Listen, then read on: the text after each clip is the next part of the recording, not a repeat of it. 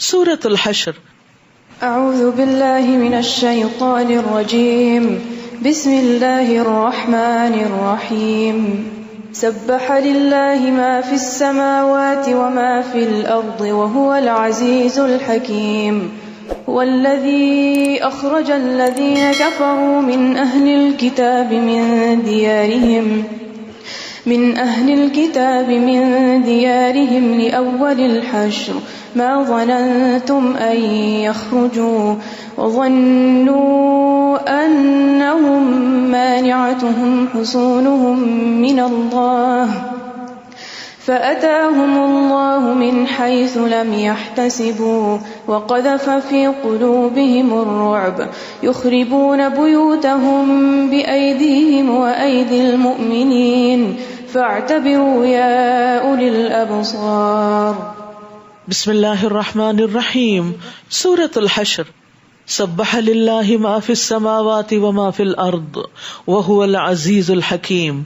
آسمانوں اور زمین میں موجود تمام مخلوق اللہ کی تسبیح کر رہی ہے۔ کیا آپ نہ کریں گے؟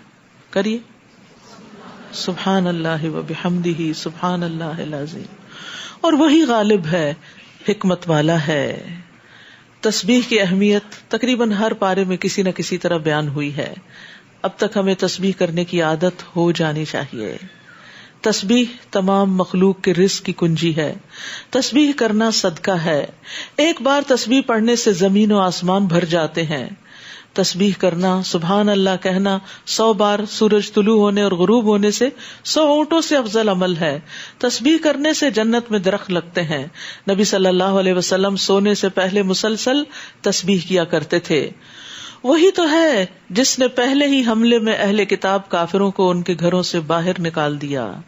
غزوہ بنو نذیر کی طرف اشارہ ہے۔ تمہیں یہ خیال بھی نہ تھا کہ وہ اپنے گھروں سے نکل جائیں گے، اور وہ بھی یہ یقین کیے بیٹھے تھے کہ ان کے قلعے انہیں اللہ کی گرفت سے بچا لیں گے، مگر اللہ نے ایسے رخ سے انہیں آ لیا جس کا انہیں گمان بھی نہ تھا، اور ان کے دلوں میں ایسا رعب ڈال دیا کہ وہ خود ہی اپنے گھروں کو برباد کرنے لگے اور مسلمانوں کے ہاتھوں بھی کروانے لگے۔ پس اے اہل بصیرت، عبرت حاصل کرو۔ چونکہ بنو نذیر نے نبی صلی اللہ علیہ وسلم کے ساتھ غداری کی تھی، جب آپ دیت کے سلسلے میں ان کے پاس گئے تو انہوں نے نبی صلی اللہ علیہ وسلم پر پتھر گرا کر آپ کو ہلاک کرنے کی کوشش کی، تو اس کے بعد انہیں مدینہ سے پھر نکال دیا گیا۔ اور اگر اللہ نے ان کے حق میں جلاوطنی نہ لکھی ہوتی تو انہیں دنیا میں ہی سخت سزا دے دیتا، اور آخرت میں تو ان کے لیے آگ کا عذاب ہے۔ یہ اس لیے ہوا کہ انہوں نے اللہ اور اس کے رسول کی مخالفت کی، اور جو اللہ کی مخالفت کرے تو اللہ انہیں سزا دینے میں بہت سخت ہے۔ تم نے کھجور کے جو بھی درخت کاٹے، یعنی ان کا محاصرہ کرنے کے لیے، یا انہیں اپنی جڑوں پر قائم رہنے دیا، تو یہ سب کچھ اللہ ہی کا حکم تھا۔ یہ اس لیے ہوا کہ اللہ فاسقوں کو رسوا کرے۔ جب رسول اللہ صلی اللہ علیہ وسلم نے بنو نذیر کا محاصرہ کیا تو انہیں رسوا کرنے کے لیے، ان کے دلوں میں رعب ڈالنے کے لیے بعض صحابہ کو حکم دیا کہ ان کی کھجوروں کے بعض درخت جو ہیں وہ کاٹ ڈالیں، جس پر انہوں نے بڑا پروپیگنڈا کیا کہ مسلمان بڑا فساد پھیلاتے ہیں اور درختوں کو کاٹتے ہیں۔ تو اس پر اللہ سبحانہ تعالیٰ نے مسلمانوں کے اس عمل کی تائید کی۔ اور ان یہودیوں کے اموال سے جو کچھ اللہ نے ان سے اپنے رسول کو دلا دیا، جن کے لیے نہ تم نے گھوڑے دوڑائے تھے اور نہ اونٹ، یعنی تم نے باقاعدہ جنگ نہیں کی تھی، بلکہ اللہ ہی اپنے رسولوں کو جس پر چاہتا ہے مسلط کر دیتا ہے، اور اللہ ہر چیز پر قادر ہے۔ اس کو اموال فے کہا جاتا ہے۔ غنیمت وہ ہوتا ہے جو لڑائی کے بعد حاصل ہوتا ہے، اور فے جو لڑے بغیر حاصل ہوتا ہے۔ تو اس کو نبی صلی اللہ علیہ وسلم کی ڈسکریشن پہ چھوڑ دیا گیا۔ نبی صلی اللہ علیہ وسلم اس میں سے ازواج کو سالانہ خرچ دیتے، باقی جو مال بچتا اس سے سامان جنگ خریدتے، گھوڑوں وغیرہ پر خرچ کرتے تاکہ اللہ کے راستے میں کام آ سکیں۔ اللہ ان دیہات والوں سے جو مال بھی اپنے رسول کو دلا دے، وہ مال اللہ، رسول، قرابت والوں، یتیموں، مسکینوں اور مسافروں کے لیے ہے، تاکہ وہ مال تمہارے دولت مندوں ہی کے درمیان گردش نہ کرتا رہے۔ اور جو کچھ تمہیں رسول دے وہ لے لو، اور جس سے روکے اس سے رک جاؤ، اور اللہ سے ڈرتے رہو، اللہ یقیناً سخت سزا دینے والا ہے۔ یہاں پر آپ دیکھیے کہ بہت واضح طور پر نبی صلی اللہ علیہ وسلم کی اتھارٹی بتا دی گئی ہے، قائم کر دی گئی ہے کہ جو رسول تمہیں دیتے ہیں، جو حکم دیتے ہیں، جو کام کرنے کو کہتے ہیں، اس کو پورا کرو. اور یہ حدیث کی حجیت پر، یعنی حدیث کے حجت ہونے پر، دلیل ہونے پر ایک بہت بڑی دلیل ہے. للفقراء المہاجرین الذین اخرجوا من دیارہم واموالہم، نیز فے کا یہ مال ان محتاج مہاجرین کے لیے ہے جو اپنے گھروں اور اپنی جائیدادوں سے نکالے گئے، یعنی مہاجرین جو مکہ سے آئے. وہ اللہ کا فضل اور اس کی رضا چاہتے ہیں. وہ مال حاصل کرنے نہیں آئے، مال غنیمت یا مال فے کے لیے انہوں نے گھر بار نہیں چھوڑے، وہ تو اللہ کی رضا کے لیے آئے تھے اور اللہ اور اس کے رسول کی مدد کرتے ہیں. ہم اب وقت تیار رہتے ہیں کہ جب کوئی کال آئے تو فوراً حاضر ہو جاتے ہیں. یہی لوگ سچے ہیں جو قربانی کے درجے پر دین کی خدمت کرتے ہیں.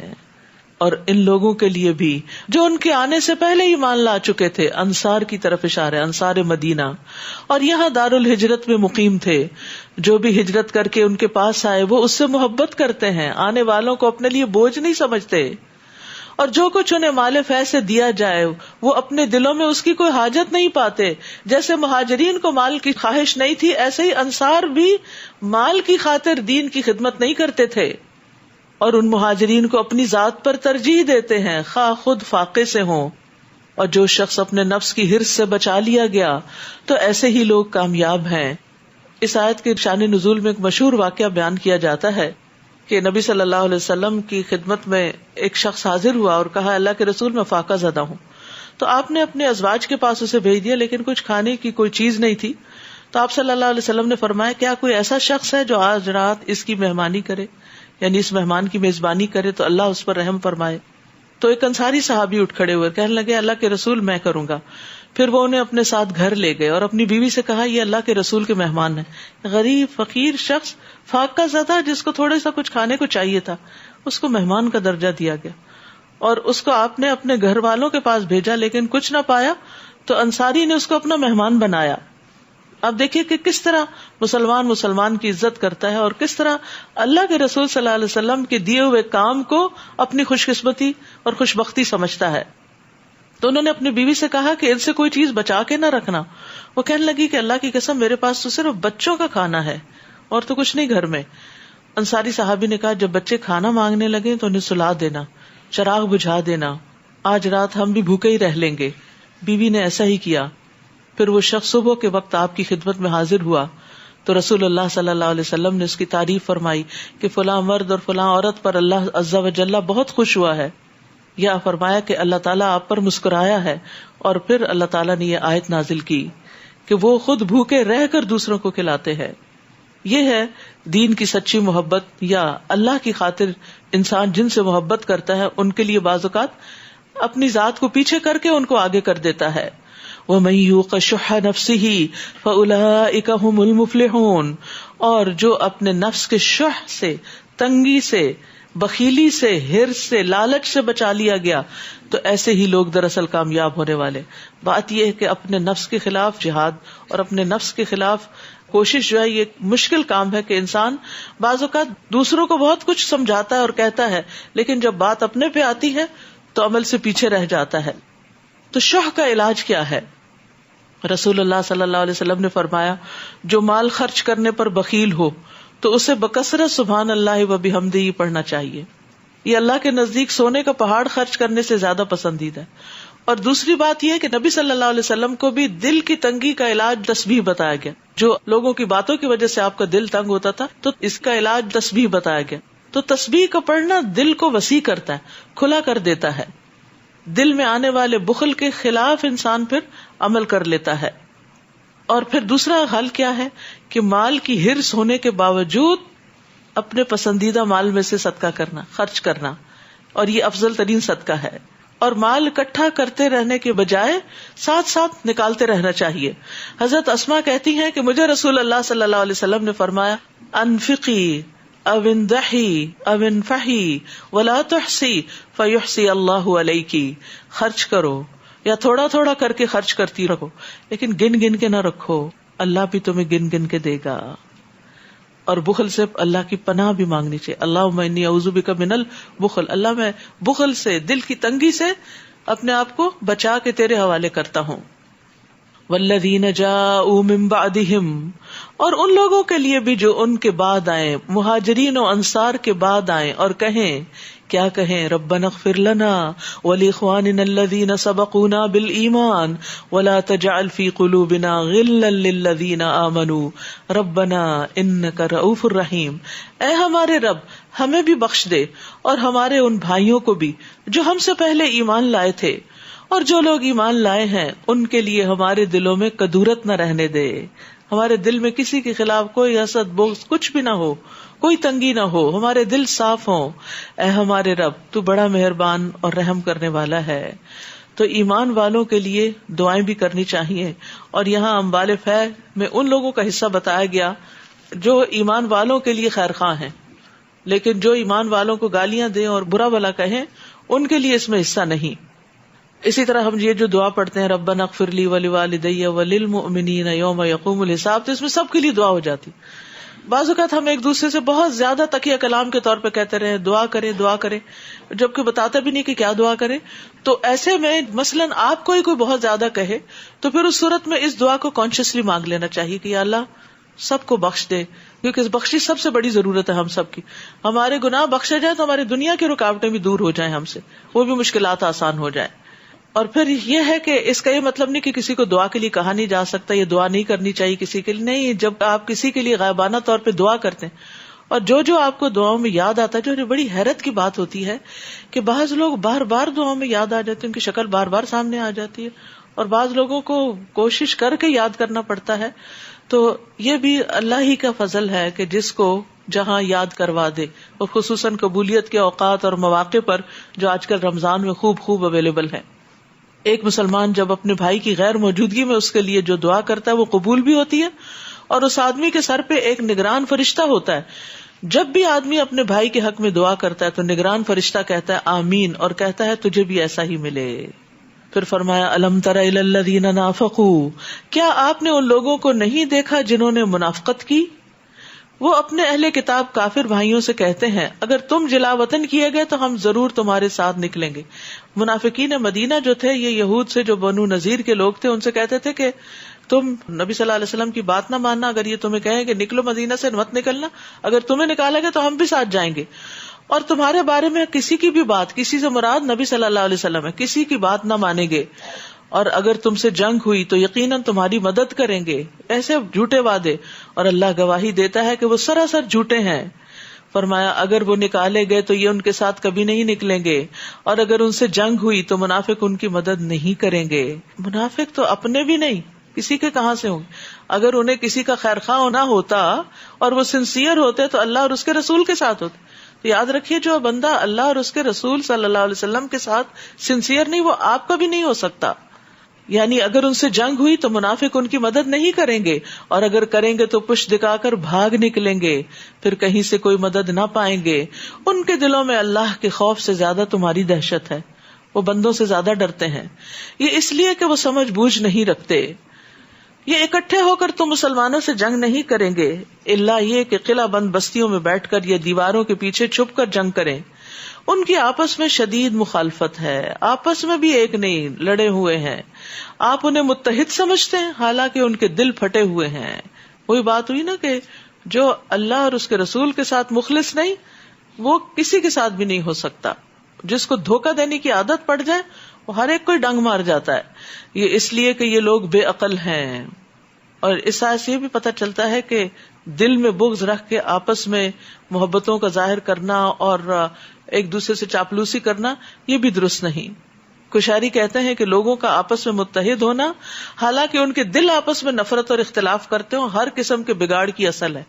یہاں سے سارا بگاڑ اور فساد نکلتا ہے، اور ہر مشکل موقع پر اللہ کی طرف سے مدد نہ آنے کا سبب ہے. دوسرا یہ ہے کہ بغض کی ممانعت کی گئی ہے، یعنی بغض نہ رکھنے کی تلقین کی گئی ہے.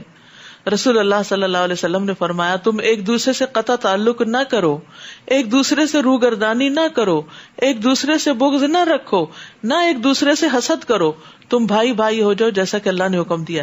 اور یہ ایمان والوں کے ساتھ ہے. ورنہ من احب للہ و ابغض للہ بھی ہے، جو اللہ کی خاطر محبت کرے اور اللہ کی خاطر بغض رکھے.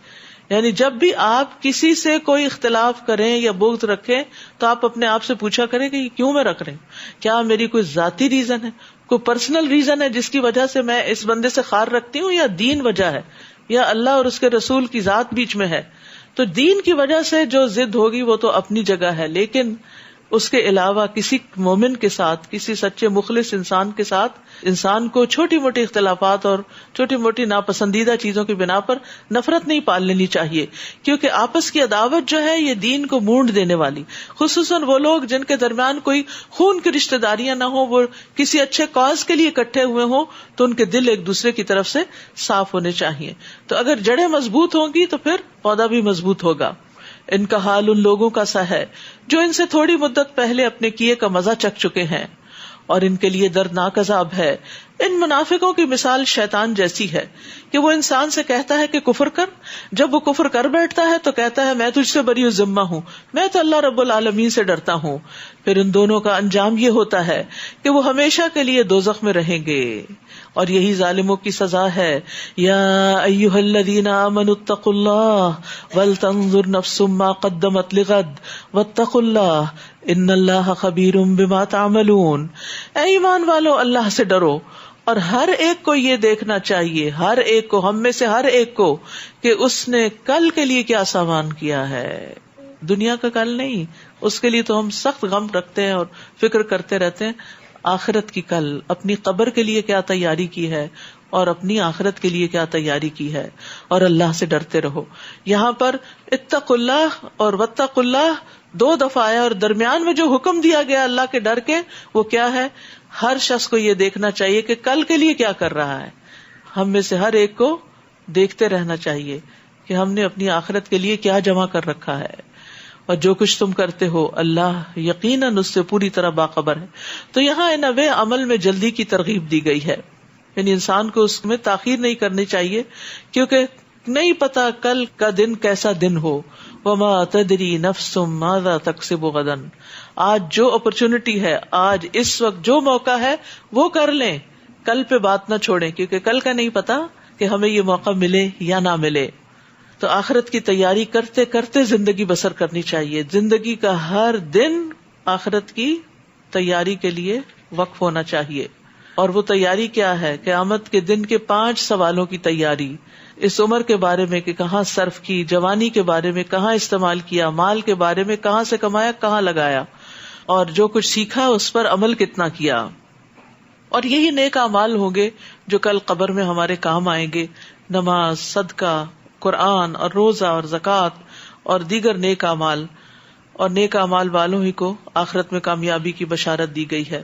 والذین آمنوا وعملوا الصالحات اولئک اصحاب الجنہ ہم فیہا خالدون.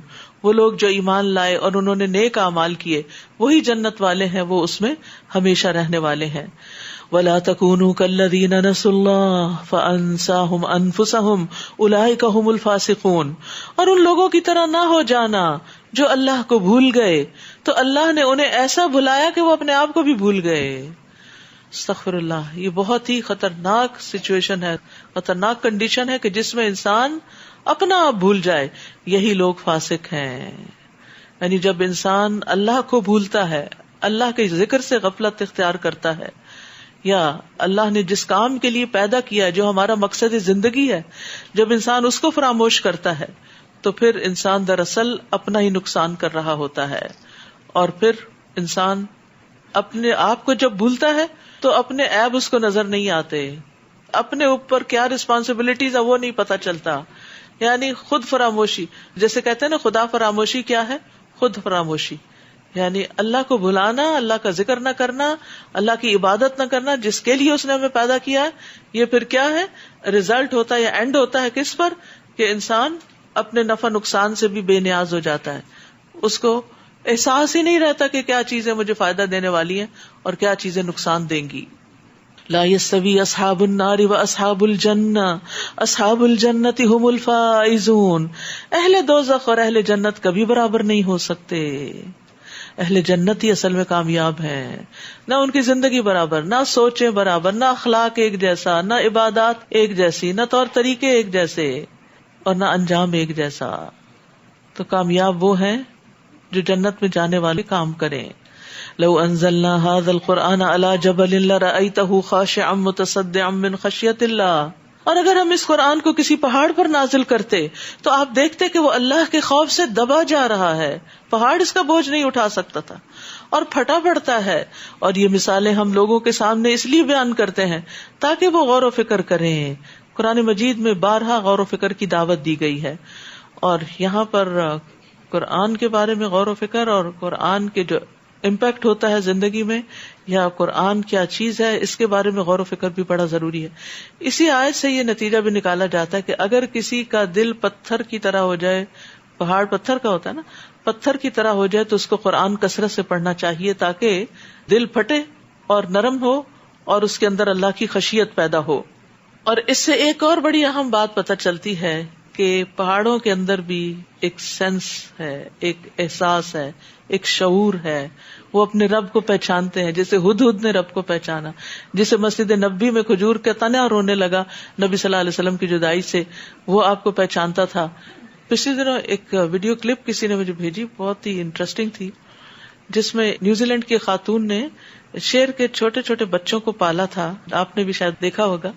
اور پھر چونکہ گورنمنٹ لاز کے تحت وہ گھر میں اس کو رکھ نہیں سکتی تھی تو اس کو زو میں بھیج دیا. کچھ دنوں کے بعد جب وہ زو میں گئی تو شیر جب بڑے ہو چکے تھے بھاگتے ہوئے آئے، آوازیں نکالتے ہوئے، اور اس کے گلے سے لپٹ کے جیسے حق کرتے ہیں. تو میں سوچنے لگی کہ اگر ایک جانور اپنے محسن کو پہچانتا ہے، اور اتنی محبت کا اظہار کر رہے تھے کہ مجھے دیکھ کے ڈر لگ رہا تھا کہ کہیں اس محبت میں کھائی نہ جائے، تو اتنی محبت کا اظہار کر رہے تھے، تو میں سوچ رہی تھی کہ ہم کیسے سنگ دل انسان ہیں کہ ہم اپنے رب، اپنے محسن کو نہیں پہچانتے. وہ جس طرح والہانہ بھاگتے ہوئے اس کی طرف آئے، ہم کیوں نہیں بھاگتے ہوئے نیکی کے کام کی طرف جاتے؟ فاستبقوا الخیرات، اور خیر اور بھلائی کی طرف کیوں نہیں جاتے؟ یعنی صرف اس نے بچپن میں ان کو پالا تھا، تو جنہوں نے ہمیں بچپن میں پالا، ہم ان کے لیے کتنے خیر خواہ ہیں، ہم ان سے کتنی محبت کرتے ہیں. یعنی ہم میں سے ہر ایک کو سوچنا چاہیے کہ ہمارے دل میں ہمارے ماں باپ کی کیا ویلیو ہے، کیا قدر ہے، ان کے لیے کتنی دعائیں کرتے ہیں، ان کی طرف سے کتنا صدقہ کرتے ہیں، ان کے بلندی درجات کے لیے کتنا روتے ہیں. جو محسن کو بھول جاتا ہے نا، احسان فراموش ہونا بہت بڑا کفر ہے. جو بندوں کا شکر ادا نہیں کرتا وہ اللہ کا بھی نہیں کرتا. هو اللہ الذی لا الہ الا هو عالم الغیب والشہادہ هو الرحمن الرحیم. وہ اللہ ہی ہے جس کے سوا کوئی الہ نہیں، وہ غائب اور حاضر ہر چیز کو جاننے والا ہے، وہ نہایت مہربان اور رحیم ہے. وہ اللہ ہی ہے جس کے سوا کوئی الہ نہیں، وہ بادشاہ ہے، پاک ذات، سراسر سلامتی والا، امن دینے والا، نگہبان، ہر چیز پر غالب، اپنا حکم بزور نافذ کرنے والا اور کبریائی والا ہے. اللہ ان باتوں سے پاک ہے جو یہ لوگ اس کا شریک بناتے ہیں. وہ اللہ ہی ہے جو پیدا کرنے والا ہے، سب کا موجد اور صورتیں عطا کرنے والا. اس کے سب اچھے اچھے نام ہیں.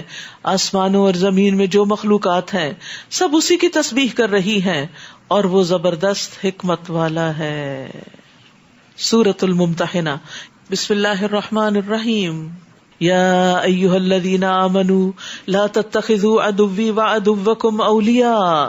اے ایمان والو، میرے اور اپنے دشمنوں کو دوست نہ بناؤ.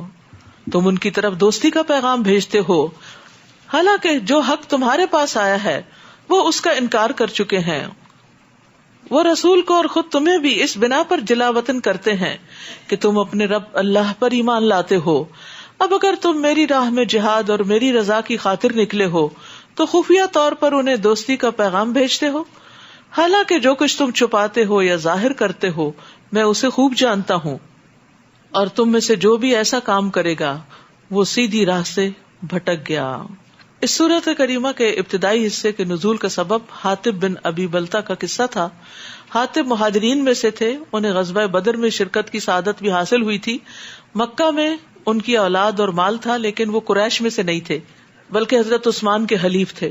تو جب اہل مکہ نے صلح حدیبیہ والا معاہدہ توڑ دیا تو نبی صلی اللہ علیہ وسلم نے مکہ فتح کرنے کا ارادہ کیا تو مسلمانوں کو جنگ کی تیاری کا حکم دیا اور دعا فرمائی کہ اللہم امی علیہم خبرنا، اللہ انہیں ہمارے حالات سے بے خبر رکھنا. لیکن حاطب بن ابی بلتہ کو فکر ہوئی کہ جب نبی صلی اللہ علیہ وسلم مکہ پہ چڑھائی کریں گے تو کہیں ایسا نہ ہو میرے بال بچے مارے جائیں، کیونکہ باقی لوگ تو قبیلے ان کی حفاظت کریں گے تو میرا تو کوئی ہے نہیں وہاں. تو انہوں نے ایک خط لکھا اور ایک عورت کے ہاتھ مکہ کی طرف بھیج دیا. اس خط میں انہوں نے کفار قریش کو رسول اللہ صلی اللہ علیہ وسلم کے عزم اور ارادے کے بارے میں اطلاع دی تھی کہ یہ احسان اگر وہ اہل مکہ پر کریں گے تو اس کے بدلے میں وہ ان کے بچوں کو بچائیں گے.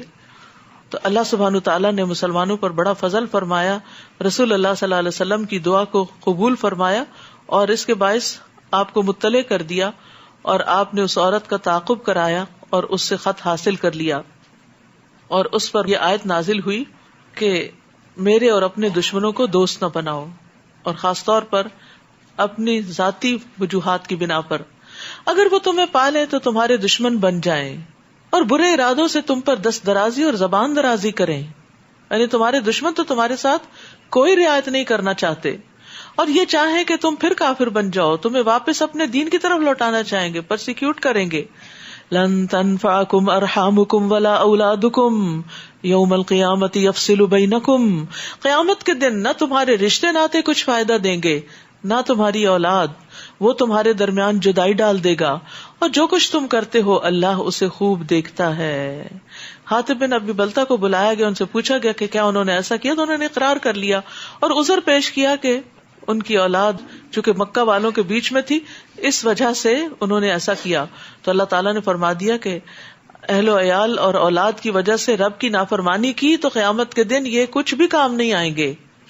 اور یہ ہم سب کو سوچ لینا چاہیے کہ بعض اوقات انسان حرام کماتا ہے صرف اولاد کی خاطر یا بیوی بچوں کی خاطر کہ ان کو خوش رکھ سکے, یا اور اللہ کی ناراضگی کے کام کرتا ہے.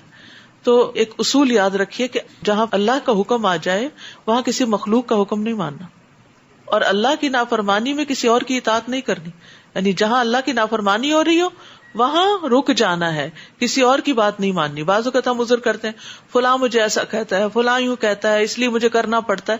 نہیں, وہ چیزیں چھوڑ دو جو اللہ کی نافرمانی کی طرف لے جاتی ہیں.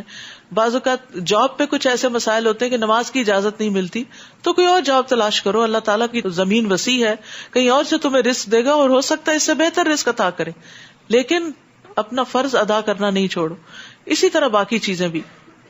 تو یہاں ایک بڑی اہم بات بتا دی گئی کہ قیامت کے دن کوئی رشتہ دار کام نہیں آئے گا. یہ تو دنیا میں کہاں کام آتے ہیں, یعنی اب جس طرح کے حالات ہیں, لیکن پھر بھی کچھ نہ کچھ خاندان اور کنبہ قبیلہ انسان کا ساتھ دے ہی دیتا ہے. لیکن مشکل وقت میں آپ نے دیکھا ہوگا کہ عموماً رشتہ دار بھی اجنبی ہوتے ہیں.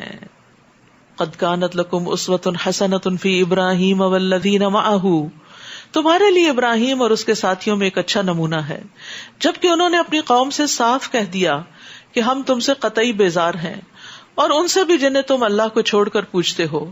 ہم تمہارے دین کے منکر ہیں, اور ہمارے اور تمہارے درمیان ہمیشہ ہمیشہ کے لیے دشمنی اور بیر پیدا ہو چکا, یہاں تک کہ تم اکیلے اللہ ایک پر ایمان لاؤ. مگر ابراہیم کا اپنے باپ سے یہ کہنا اس سے مستثنا ہے کہ میں تیرے لیے اللہ سے معافی کی درخواست کروں گا, حالانکہ میں تیرے لیے اللہ کے سامنے کچھ بھی اختیار نہیں رکھتا. اے ہمارے رب, ہم نے تجھی پر بھروسہ کیا اور تیری ہی طرف رجوع کیا, اور تیری ہی طرف ہمیں لوٹنا ہے. بڑی خوبصورت دعا ہے. ربنا علیک توکلنا والیک انبنا والیک المصیر. ربنا لا تجعلنا فتنة للذین کفروا واغفر لنا ربنا انک انت العزیز الحکیم. اے ہمارے رب, ہمیں کافروں کے لیے آزمائش نہ بنانا, اور اے ہمارے رب ہمیں معاف کر دے, بے شک تو ہی زبردست ہے, حکمت والا ہے. انہی لوگوں میں تمہارے لیے ایک اچھا نمونہ ہے جو اللہ اور آخرت کے دن کی امید رکھتا ہو, اور جو کوئی منہ موڑے تو بلا شبہ اللہ بے نیاز قابل تعریف ہے. عسى الله ان يجعل بينكم وبين الذين عاديتم منهم مودة واللہ قدیر واللہ غفور الرحیم. کچھ بعید نہیں کہ اللہ تمہارے اور ان لوگوں کے درمیان دوستی پیدا کر دے جن سے تم عداوت رکھتے. ہو سکتا ہے اللہ کسی دن ان کو ہدایت دے دے اور وہ مسلمان ہو جائیں اور دشمنیاں ختم ہو جائیں, جیسے کہ ہوا بھی کہ فتح مکہ کے بعد بہت سے لوگ مسلمان ہوئے تھے. اور اللہ بڑی قدرتوں والا ہے, اور وہ بہت بخشنے والا ہے اور رحم کرنے والا ہے.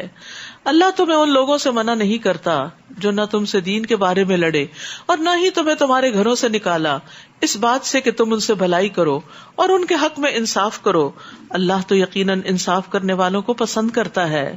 اللہ تو تمہیں صرف ان لوگوں سے منع کرتا ہے جنہوں نے دین کے بارے میں تم سے لڑائی کی اور تمہیں تمہارے گھروں سے نکالا اور تمہارے نکالنے میں ایک دوسرے کی مدد کی, اس بات سے کہ تم انہیں دوست بناؤ. یعنی جن کا ماضی یہ رہ چکا ہے کہ ہر موقع پر تمہاری دشمنی کی تو ان کو دوست کیوں بناتے ہو؟ پھر وہ ڈنگ مار جائیں گے، اور جو انہیں دوست بنائے تو ایسے لوگ ظالم ہیں۔ اے ایمان والو، جب تمہارے پاس مومن عورتیں ہجرت کر کے آئیں تو ان کی جانچ پڑتال کر لو، کیا کہ کہیں وہ شوہر سے لڑکے تو نہیں آئیں، کیا دنیاوی مقاصد کے لیے تو مکہ چھوڑ کے نہیں آئیں۔ اللہ ان کے ایمان کو خوب جانتا ہے۔ پھر اگر تمہیں یہ معلوم ہو کہ وہ فی الواقع مومن ہیں تو انہیں کافروں کی طرف واپس نہ کرو، کیونکہ صلح حدیبیہ کی ایک شک یہ تھی کہ جو شخص مکہ سے مسلمان ہو کر مدینہ آئے گا اسے واپس کر دیا جائے گا، لیکن چونکہ اس میں عورتوں کا کوئی کلیئرلی مینشن نہیں تھا تو اس لیے عورتوں کو واپس نہیں کیا جائے گا۔ ایسی عورتیں ان کافروں کے لیے حلال نہیں، اور نہ ہی وہ ان عورتوں کے لیے حلال ہیں، اور کافروں نے جو کچھ ایسی مومن عورتوں پر خرچ کیا ہو انہیں دے دو، اور ان سے نکاح کر لینے میں تم پر کوئی حرج نہیں جبکہ تم انہیں ان کے حق کے مہر ادا کر دو۔ یعنی ایسی عورت پھر آزاد ہو جائے گی اس کافر شوہر سے، اور تم ان کا مہر دے کر ان سے نکاح کر سکتے ہو، اور تم خود بھی کافر عورتوں کو اپنے نکاح میں نہ رکھو، اور جو کچھ تم نے ان پہ خرچ کیا ہے وہ ان کافروں سے مانگ لو، اور جو مہر کافروں نے اپنی مسلمان بیویوں کو دیے تھے وہ ان مسلمانوں سے مانگ لے۔ یہ اللہ کا حکم ہے جو تمہارے درمیان فیصلہ کرتا ہے، اور اللہ سب کچھ جاننے والا، حکمت والا ہے۔ اور اگر تمہاری کافر بیویوں کے مہروں میں سے تمہیں کفار سے کچھ نہ ملے، پھر تم نے کفار کا تعاقب کر کے مال غنیمت حاصل کیا، تو اس مال میں سے ان مسلمانوں کو ان کی کافر بیویوں کے حق کے مہر کے برابر مال دے دو جو انہوں نے خرچ کیا تھا، اور اس اللہ سے ڈرتے رہو جس پر تم ایمان رکھتے ہو۔ اے نبی، جب تمہارے پاس مومن عورتیں ان امور پر بیعت کرنے آئیں کہ وہ اللہ کے ساتھ کسی چیز کو شریک نہ بنائیں گی، نہ وہ چوری کریں گی، نہ وہ زنا کریں گی، نہ اپنی اولاد کو قتل کریں گی، اپنے ہاتھ اور اپنے پاؤں کے آگے کوئی بہتان گھڑ کے نہ لائیں گی، اور کسی نیک کام میں آپ کی نافرمانی نہ کریں گی، تو آپ ان سے بیعت کر لیجئے۔ تو اس بیعت میں اور بہت سے امور کے ساتھ نبی صلی اللہ علیہ وسلم کی اطاعت پر بھی بیعت ہے کہ آپ کی نافرمانی نہیں کریں گی، اور ان کے لیے اللہ سے معافی مانگیے، اللہ یقیناً بخشنے والا، رحم کرنے والا ہے۔ نبی صلی اللہ علیہ وسلم نے عورتوں سے جو بیعت لی اس میں آپ ان کے ہاتھ پہ ہاتھ نہیں رکھتے تھے، زبانی بیعت لیا کرتے تھے، اور اس بیعت میں ان باتوں کے علاوہ کچھ اور چیزیں بھی شامل تھی، جس میں یہ کہ تم نوحہ نہیں کرو گی، پہلی جاہلیت کی طرح زیب و زینت اختیار نہیں کرو گی، یعنی اپنی خوبصورتی کو نمایاں نہیں کرو گی، یعنی اپنے آپ کو حجاب میں رکھو گی۔ یا ایھا الذین آمنوا لا تتولوا قوما غضب اللہ علیہم، اے ایمان والو ایسے لوگوں کو دوست نہ بناؤ جن پر اللہ کا غضب ہوا، وہ تو آخرت سے ایسے ہی مایوس ہیں جیسے کافر اہل قبور سے مایوس ہیں۔ رسول اللہ صلی اللہ علیہ وسلم نے فرمایا، منافق کو سردار مت کہو، اگر وہ سردار ہو تو بے شک تم نے اپنے رب عز و جل کو ناراض کر دیا، یعنی ایسا شخص جس کی منافقت کھلی ہو، ورنہ دل کی منافقت کا تو کسی کو نہیں پتا ہوتا، تو انسان ہر ایک کے پیچھے نہ پڑ جائے، دلوں کا معاملہ اللہ کے سپرد کرے۔